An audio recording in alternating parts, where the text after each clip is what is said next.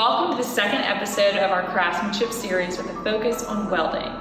We're bringing you on a tour through our workshop as we follow a Bowie dining chair through each phase of assemblage. Tremendously difficult to weld, aluminum requires the hands, eyes, and artistic sensitivity of a master craftsperson. We bevel precise angles into every bar to create maximum weld strength. Far stronger than a conventional surface weld, this labor-intensive technique allows the weld to be inset without sacrificing strength and integrity. Our complex and sophisticated joinery techniques enable our unrivaled estate furniture to last for generations. Hi, I'm Rob Meir. I've been here for 12 years. I've done a lot of different jobs here. I've been welding for 5 years now. My name is Jordan Smith. I've been working here for 8 years and I'm a welder. The welders get the prepped parts, formed parts, all of the freshly cut parts from the saw come to us with a kit and a blueprint. You start by taking the material and prepping it, drilling holes, beveling edges. After that's done, we have fixtures that you put that in. One's the C fixture, one's the back fixture. With that, you put the legs in, the side skirts, the slats, you tack it all together, weld it, and make sure it's all flat. Once you've completed that task, you make the back frame, put the back insert in. After that's been complete, you attach the two pieces together, throwing the back onto the C, making sure it's level.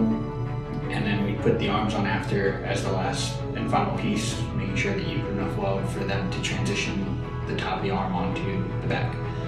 The biggest thing with our welds is making sure that there's enough there to either keep flat and keep a smooth surface or to transition so that when the grinders have the material, they can make it seem like a seamless one piece the whole way through the chair. Aluminum has oxidation form on it constantly as soon as it interacts with the air. So we use wire brushes to kind of break through that top coat of oxidation and kind of give us this nice raw surface. And so we use mostly MIG welders here, which is metal inert gas, which with a argon gas flow, which kind of cleans as we weld. And later on, as the furniture is finished, it's important to have a clean weld because the porosity and other things become apparent down the production line. Aluminum kind of does whatever it wants. It bends, it pulls. We use a lot of clamps, a lot of braces. The cool thing about a lot of our furniture is everything that we use fixture-wise is handmade in shop. So the brace that I was using, I believe was produced by Tang at one point or another when we were starting to build these chairs, just like every other chair.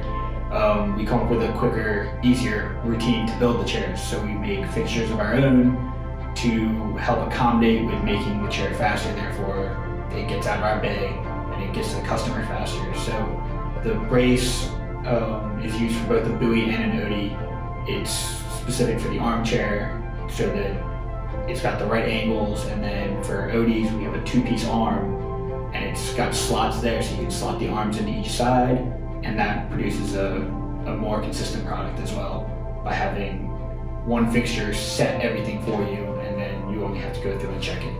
After a piece is finished, there's usually hammers involved and tape measures. We have to make sure everything remains to the standard that we've set in a blueprint. The challenging part is making sure that everything's coming out of your booth 100% correct.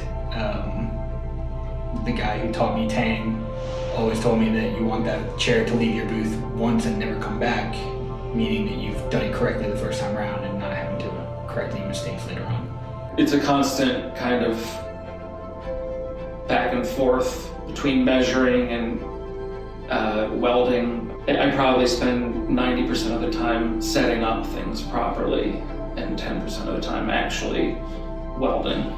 So that's probably the biggest challenge is patience for me. I enjoy working with my hands, being able to create something out of nothing, something that somebody will eventually sit on and or use in their daily life is something that's great to think about. It's really neat for me when I first signed on with this place to work with a lot of other artists and craftspeople. Getting dirty and working with my hands is kind of what I'm made to do. In our next episode, we'll be following our buoy chair through the finishing process, or what our workshop calls grinding, which gives our furniture its seamless appearance. See you again soon.